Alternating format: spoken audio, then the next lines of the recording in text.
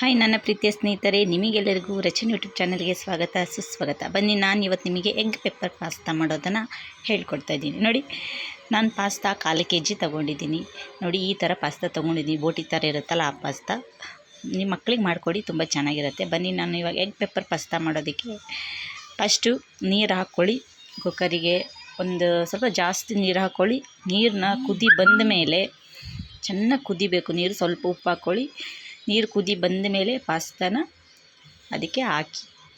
ಹಾಗೆ ನನ್ನ ಚಾನಲ್ನ ಸಬ್ಸ್ಕ್ರೈಬ್ ಮಾಡ್ಕೊಳ್ಳಿ, ಲೈಕ್ ಮಾಡಿ, ಶೇರ್ ಮಾಡಿ, ಕಾಮೆಂಟ್ ಮಾಡಿ.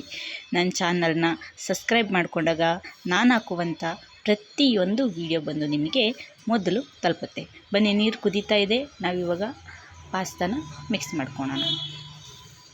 ನೋಡಿ, ಪಾಸ್ತಾನ ಮಿಕ್ಸ್ ಮಾಡ್ಕೊಂಡಿದ್ದೀನಿ. ಇವಾಗ ಒಂದು 10 ನಿಮಿಷ ಚೆನ್ನಾಗಿ ಬೇಯಿಸ್ಕೊಳ್ಳೋಣ. ಅದು ಚೆನ್ನಾಗಿ ಕುದ್ದು ಅದು ಬೇಯಬೇಕು.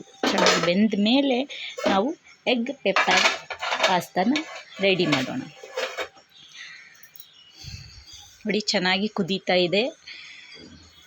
ನೋಡಿ, ಈ ಥರ ಕುದಿ ಬರಬೇಕು, ಉಕ್ಕಿ ಬರ್ತಾ ಇದೆ. ನೋಡಿ, ಚೆನ್ನಾಗಿ ಕುದಿಬೇಕು, ಚೆನ್ನಾಗಿ ಬೇಯಿಸಬೇಕು. ಅರ್ಧ ಬೇಯಿಸ್ಕೊಳ್ಳೋಕೆ ಹೋಗಬೇಡಿ, ಚೆನ್ನಾಗಿ ಬೇಯಿಸ್ಕೋಬೇಕು. ನೋಡಿ, ಇವಾಗ ಬೆಂದಿದೆ ಇದು. ನಾನು ಇದನ್ನು ನೋಡಿ ಎಷ್ಟು ಚೆನ್ನಾಗಿ ಕಾಣಿಸ್ತಾ ಇದೆ. ನೋಡಿ, ಬೆಂದಿದೆ, ಫೈನಲಿ ಬೆಂದಿದೆ. ಬನ್ನಿ, ಇವಾಗ ಬೆಂದಿರೋ ಪಾಸ್ತಾನ ನಾವು ನೀರನ್ನೆಲ್ಲ ಸೋಸ್ಕೊಳ್ಳೋಣ.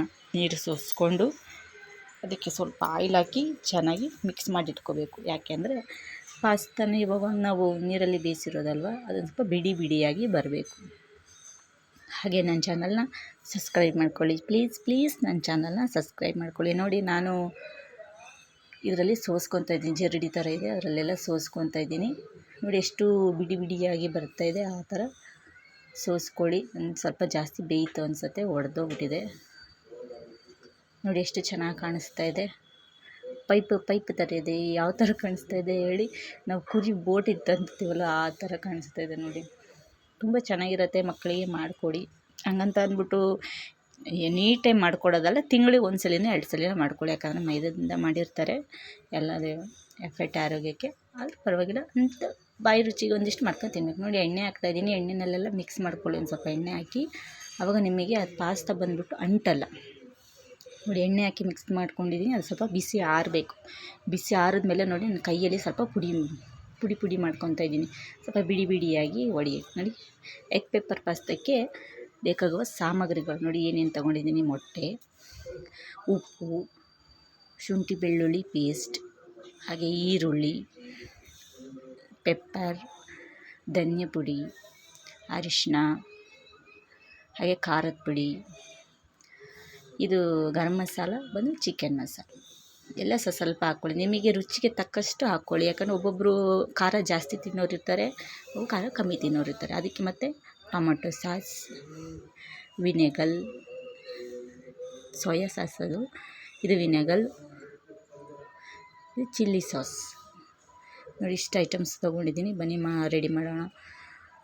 ನೋಡಿ, ಎಣ್ಣೆ ಹಾಕ್ಕೊತಾ ಇದ್ದೀನಿ. ಎಣ್ಣೆ ಹಾಕ್ಕೊಂಡು ಎಣ್ಣೆ ಹಾಕ್ಕೊಂಡು ಮೊಟ್ಟೆನ ಬಿಸಿ ಮಾಡ್ಕೊಳೋಣ. ಫಸ್ಟ್ ಮೊಟ್ಟೆನ ಹುರ್ಕೊಂಬಿಡಿ. ಇದು ಮಸಾಲೆ ಹಾಕಿದ್ಮೇಲೆ ಹುರ್ಕೊಂಡ್ರೆ ಸರಿಯಾಗಲ್ಲ. ಮೊಟ್ಟೆನ ಸ್ವಲ್ಪ ಹುರ್ಕೊಂಡು ಅದಕ್ಕೊಂದು ಸ್ವಲ್ಪ ಉಪ್ಪು, ಒಂಚೂರು ಪೆಪ್ಪರ್ ಹಾಕಿ ಬೇಯಿಸ್ಕೊಂಡು ಎತ್ತಿಟ್ಕೊಳ್ಳೋಣ. ಆವಾಗ ಚೆನ್ನಾಗಿರುತ್ತೆ. ಆಮೇಲೆ ಲಾಸ್ಟಲ್ಲಿ ಮಿಕ್ಸ್ ಮಾಡೋಕ್ಕೆ ಸರಿಯಾಗತ್ತೆ.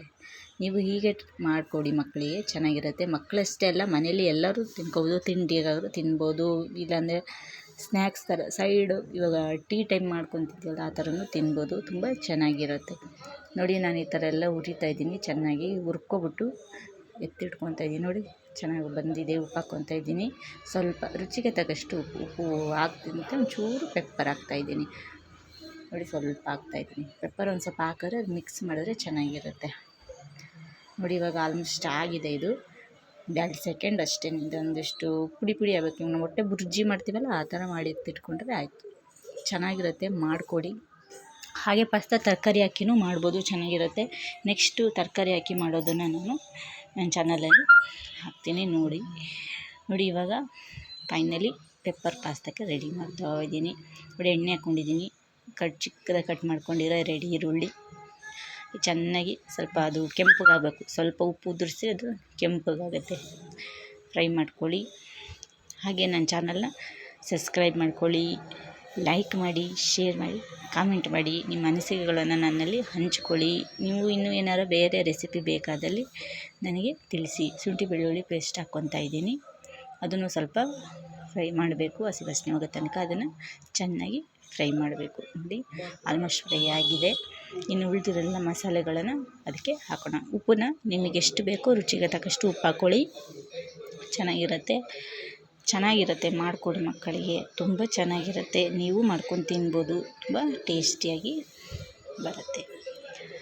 ನೋಡಿ ಇದೆಲ್ಲ ಆಗಲೇ ಈರುಳ್ಳಿ ಎಲ್ಲ ಕೆಂಪಗಾಗಿದೆ. ನೋಡ್ತಾ ಇದ್ದೀರಲ್ಲ ಎಷ್ಟು ಚೆನ್ನಾಗಿ ಕಲರ್ ಬಂದಿದೆ ಅಂತ. ನೋಡಿ ನಾನು ಇದಕ್ಕೆ ಟೊಮೆಟೊ ಸಾಸ್ ಹಾಕ್ಕೊತಾ ಇದ್ದೀನಿ. ಹಾಗೆ ಸ್ವಲ್ಪ ಹಾಕ್ಕೊಂಡಿದ್ದೀನಿ ಚಿಲ್ಲಿ ಸಾಸ್, ಸ್ವಲ್ಪ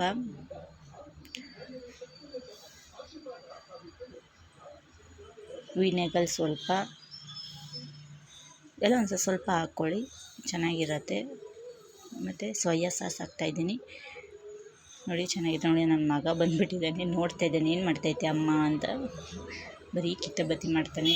ನೋಡಿ ಹಾಕ್ಬಿಟ್ಟು ಚೆನ್ನಾಗಿ ಮಿಕ್ಸ್ ಮಾಡ್ಕೊಳ್ಳಿ. ಹಾಗೆ ನಾನು 2 ಸೌಟಷ್ಟು ನೀರು ಹಾಕ್ತೀನಿ, ಯಾಕಂದರೆ ಪಾಸ್ತಕ್ಕೆ ಮಿಕ್ಸ್ ಮಾಡೋಕ್ಕೆ ಮಸಾಲೆ ಬೇಕಲ್ವ, ಅದಕ್ಕೋಸ್ಕರ 2 ಸೌಟಷ್ಟು ನೀರು ಹಾಕ್ಬಿಟ್ಟು ಚೆನ್ನಾಗಿ ಕುದಿಸ್ಕೊಡ್ತೀನಿ. ಅಲ್ಲಿ ನೋಡಿ ಒಣ ಮಸಾಲೆಗಳನ್ನೆಲ್ಲ ಹಾಕ್ಕೊತಾ ಇದ್ದೀನಿ. ಧನಿಯಾ ಪುಡಿ ಎಲ್ಲ, ಖಾರದ ಪುಡಿ, ಧನಿಯಾ ಪುಡಿ, ಅರಿಶಿನ, ಗರಂ ಮಸಾಲ, ಚಿಕನ್ ಮಸಾಲ, ಹಾಗೆ ಪೆಪ್ಪರ್ ಹಾಕಿ ಚೆನ್ನಾಗಿ ಮಿಕ್ಸ್ ಮಾಡ್ತೀನಿ. ಹಸಿ ವಾಸನೆ ಹೋಗೋ ತನಕ ಚೆನ್ನಾಗಿ ಬೇಯಿಸ್ಕೊಳ್ಳಿ. ಚೆನ್ನಾಗಿ ಕುದಿ ಬರಲಿ, ಕುದಿ ಬಂದು ಹಸಿ ವಾಸನೆ ಹೋಗಬೇಕು. ನಿಮಗೆ ರುಚಿಗೆ ತಕ್ಕಷ್ಟು ಉಪ್ಪು ಹಾಕ್ಕೊಳ್ಳಿ. ಆಲ್ಮೋಸ್ಟ್ ಇದು ಚೆನ್ನಾಗಿ ಕುದೀತಾ ಇದೆ. ಒಂದು 5 ನಿಮಿಷ ಕುದಿಸಿದ್ದೀನಿ. ನೋಡಿ ಪೆಪ್ಪರ್ ಹಾಕ್ತಾಯಿದ್ದೀನಿ. ನಿಮಗೆ ಎಷ್ಟು ಬೇಕೋ ಖಾರ ಅನುಗುಣವಾಗಿ ಹಾಕಿ. ನಾನು ಮಕ್ಕಳಿಗೆ ಮಾಡಿಕೊಡೋದ್ರಿಂದ ಸ್ವಲ್ಪನೇ ಹಾಕ್ತಾಯಿದ್ದೀನಿ, ಜಾಸ್ತಿ ಖಾರ ಮಾಡ್ತಾಯಿಲ್ಲ.